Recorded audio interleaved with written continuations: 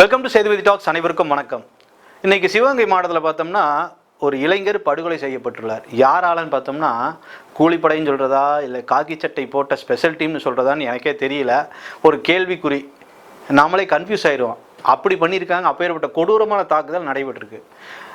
இதுக்கு முன்னாடி இதே போல் ஒரு படுகொலை நிறைய நடைபெற்றிருக்கு. ஆனால் 2020க்கு நாம் போவோம். அன்னைக்கு அதிமுக அரசாங்கம் தூத்துக்குடி மாவட்டம் சாத்தாங்குளத்தில் பார்த்தோம்னா ஜெயராஜ் ஃபெனிக்ஸ் என்கின்ற 2 நபர்கள் ஒரு மொபைல் ஷாப் வச்சுருக்காங்க. அவரை தூக்கிட்டு போய் ஸ்பெஷல் டீமுங்கிற பேரில் அடித்து துன்புறுத்தி படுகொலை செய்யப்பட்டாங்க. அதுக்கே இன்னும் தீர்வு கிடைக்கலன்னு சொல்லி அவங்க குடும்பத்தார் குமுறல்கள் இட்டு இருக்கிறது நமக்கு தெரிய வருது.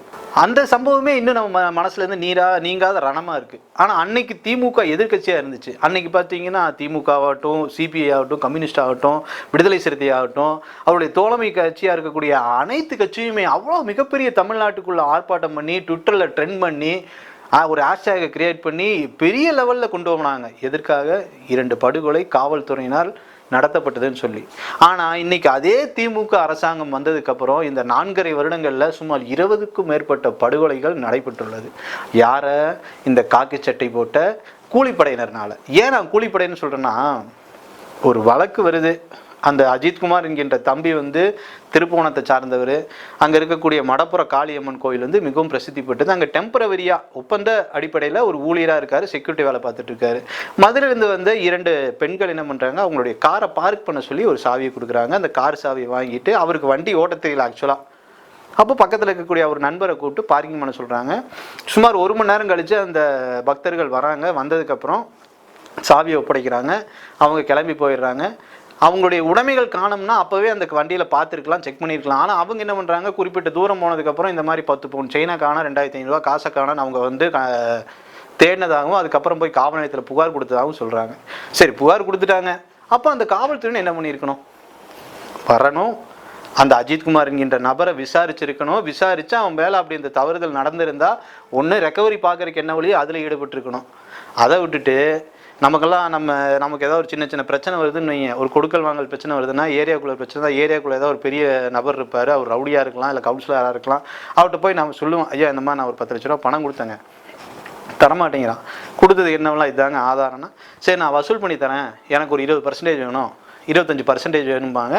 அதே போல தான் அங்கே இருக்கக்கூடிய ஸ்பெஷல் டீமில் இருக்கக்கூடிய நபர்கள் என்ன பண்ணியிருக்காங்க, அந்த அம்மாட்ட நான் வாங்கி கொடுத்தா எனக்கு இவ்வளோ பர்சன்டேஜ் தான் பேசியிருப்பாங்களாட்டு இருக்கு. அந்த பர்சன்டேஜ் வாங்குறதுக்கு கடுமையான முயற்சி எடுத்து அந்த பையனை எப்படி ட்ரீட் பண்ணியிருக்காங்க பாருங்கள்.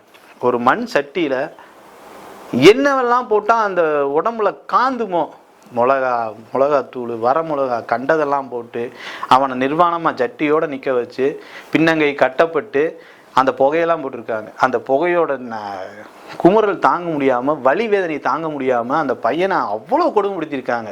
எப்படின்னா, அந்த மாட்டு வண்டி ரேஸ் எல்லாம் பார்த்துருப்போம், தார்குச்சியில் வச்சு குத்துறதும் சாட்டையில் அடிக்கிறதும், அது போல் அவனை மாட்டு அடிக்கிற மாதிரி அடிச்சிருக்காங்க. இதெல்லாம் நாம் சொன்னது கிடையாது, அவருடைய தம்பி சொல்கிற. அப்படி அவனை மட்டுமே தூக்கிட்டு போகல, அஜித்குமாரோட தம்பியும் தூக்கிட்டு போய் அவனையும் அடித்து இன்னைக்கு அஜித்குமாரை கொண்டுட்டாங்க. ஆனால் இன்றைக்கி இருக்கக்கூடிய அரசாங்கம் அதை பற்றி பேச்சு மூச்சே காணும். சரி, அவங்க தான் பேச மாட்டேங்கிறாங்க, எதிர்கட்சியாக இருக்கக்கூடியவங்களாவது பேசுகிறாங்கன்னு பார்த்தா பேசுகிறாங்க. ஏடிஎம்கே பேசுது, பிஜேபி பேசுது, ஒரு சில இந்த அமைப்புகள் பேசுது. மற்றவங்களாம் வாயே திறக்கிறது இல்லை. இந்த விடுதலை சிறுத்தை என்னாச்சுன்னு தெரில, இன்றைக்கி இருக்கக்கூடிய பத்திரிகையாளர்கள் என்னாச்சுன்னு தெரில, மனித உரிமை ஆணையம் என்ன பண்ணுதுன்னு தெரில. ஆனால் அப்போ பார்த்தீங்கன்னா ஜெயராஜ் ஃபெனிக்ஸ் படுகொலை செய்யப்பட்டார், சிறுபான்மையினருக்கு இப்படி நடக்குதா, இது என்ன தமிழ்நாடா, இல்லை என்ன நாடு, சிறுபான்மையினருக்கு வாழவே முடியாதா? நாங்கள் ஒரு வேளை கிறிஸ்துவ நாடாக இருக்கிறங்காட்டிக்கு அவங்களுக்கெல்லாம் கிடைச்சதா, இல்லை தீர்வு கிடைச்சான்னு தெரியல. ஒருவேளை இந்த பையன் இந்த தேவராக இருக்கிறதுனால இவனுக்கு பதில் கிடைக்கலையான்னு தெரில. இன்றைக்கி இருக்கக்கூடிய ஊடகங்கள் பேச மாட்டேங்குது, நடிகர்கள் பேச மாட்டேங்கிறாங்க.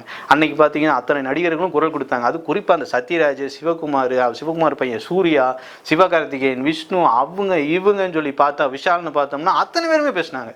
எப்படா இது படுகொலை நடத்தலாம், இதுக்கெல்லாம் நாங்கள் சினிமா துறையினர் எதிர்ப்பு தெரிவிக்கிறோம்.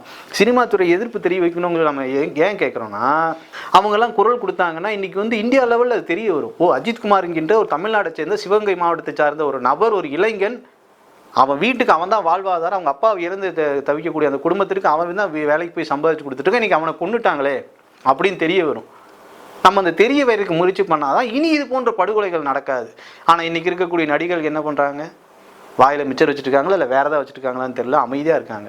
இல்லை ஒருவேளை எல்லாமே என்ன போதையில் இருக்காங்கன்னு தெரில, இல்லை ட்ரக்ஸ் எக்ஸை வச்சுட்டு எல்லாம் அரபோதையில் இருக்காங்களான்னு தெரியல. ஏன்னா இன்றைக்கி இருக்கக்கூடிய அரசாங்கம் அப்படி தான் இருக்குது. அதை வந்து ஃப்ரீயாக விட்டுருச்சு.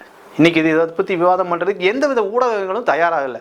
இதை பார்க்கக்கூடிய நாம எங்கேயோ நடைபெற்றது, சிவகங்கை மாவட்டம் தமிழ்நாட்டில் எங்கேயோ இருக்கக்கூடிய கடைசி மூலையில் இருக்க நாமும் நினச்சிக்காம நம்ம தமிழன், நம்ம உறவு, நம்ம இந்து அப்படின்னு சொல்லி நாமெல்லாம் நினச்சி அவனுக்கு குரல் கொடுத்தாதான் இது போன்ற படுகொலைகள் திரும்பவும் நடைபெறாது. இப்படியே தொடர்கதியாக போச்சுன்னா இதுக்கு வேற வழியே இல்லை. இதுக்கு தீர்வு தான் என்ன? இதை பார்க்கக்கூடிய ஒவ்வொரு நபர்களையும் தயவு செய்து வீடியோக்கள் போடுங்க. இதை நீங்கள் பேச ஆரம்பிச்சிங்கன்னா உங்கள் நண்பர்களுக்கு தெரியும், உங்கள் உறவினர்களுக்கு தெரியும், மற்றவங்களுக்கு தெரியும், மற்ற மக்கள்கள் பார்ப்பாங்க. பார்க்குறவங்க ஒவ்வொருத்தனுக்கும் ஆமாம் இது போன்ற நடவடிக்கைகள் என்ன எடுக்கிறாங்க, இந்த அரசாங்கம் என்ன எடுத்திருக்கு, காவல்துறை யாருடைய கட்டுப்பாட்டில் இருக்குது. நம்மளுடைய அப்பா முதலமைச்சர் ஐயா கருணாநிதி ஸ்டாலின் அவர்களுடைய நேரடி கட்டுப்பாட்டில் இருக்கக்கூடிய துறை தான் இந்த காவல்துறை. இந்த காவல்துறையிலேயே இப்படி மோசமான செயல்கள் நடைபெறுது. இதுக்கு நடவடிக்கை என்ன எடுத்திருக்காங்க? ஐயா ராவத் சிவகங்கை மாவட்டத்தில் எஸ்பி அவர் என்ன சொல்கிறாரு, 6 பேர் வந்து பணியிடை நீக்கம். நமக்கு இதுக்கு தேவை என்ன? பணியிடை நீக்கமா இல்லை துறை ரீதியான நடவடிக்கை இல்லை சட்ட ரீதியான நடவடிக்கை? நமக்கு துறை ரீதியான நடவடிக்கை தேவையில்லை. இப்போ உதாரணமாக ஒரு வீடு கட்டிட்டு இருக்காங்க, வீட்டு வேலை செஞ்சுட்டு இருக்க ஒரு நபர் தவறுதலாக விழுந்து இறந்துட்டாலே அவனை காவல்துறையினர் கைது செய்ய பண்ணுறாங்க.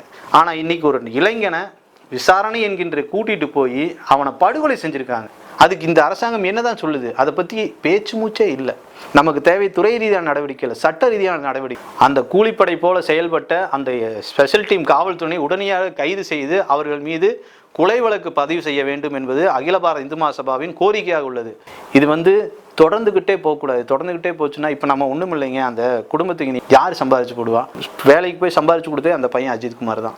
இன்றைக்கி அவன் அப்படியே திருடிந்தா கூட அவனை வந்து பிஎன்எஸ் சட்டத்தில் ஏதோ ஒரு சட்டத்தில் கைது செஞ்சு அவனை சிறையில் அடைச்சிருக்கலாம். இல்லை போகிற போக்கில் நம்ம எப்பவும் போல் காவல்துறை சொல்கிற மாதிரி பாத்ரூமில் வலிக்கு விழுந்து ஒன்று கையோ காலோ உடஞ்சிருந்தா கூட அவனை ஒரு 3 மாதம் 4 மாதத்தில் வெளியே வந்திருப்பான்.